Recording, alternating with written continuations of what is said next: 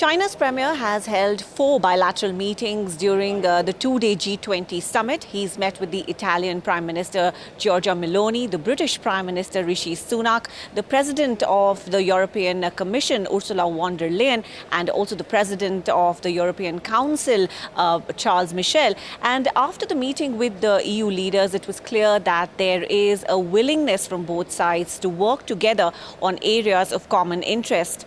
After his meeting with Charles Michel, Premier Li stressed that there is no geopolitical conflict nor conflict of interest between Europe and China, and that China hopes for the EU to be prosperous and continue its partnership with China. Charles Michel was quoted as saying that China's prosperity is conducive to the EU and the whole world.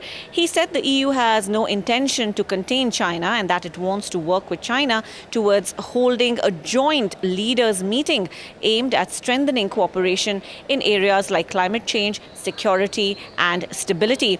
Ursula von der Leyen took to social media after her meeting with Premier Li, saying that both leaders had a frank exchange and that China has a key role to play in the common efforts to find solutions to global problems. She also said that when it comes to the situation in Ukraine, the EU hopes China can play a positive role in achieving a just and lasting peace in Ukraine.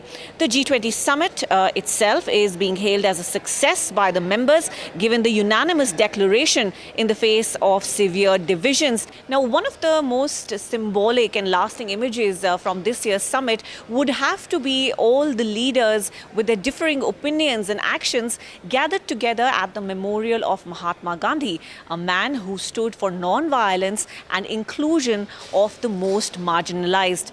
Two themes that continue to be an aspiration for this group. Radhika Bajaj, CGTN, New Delhi.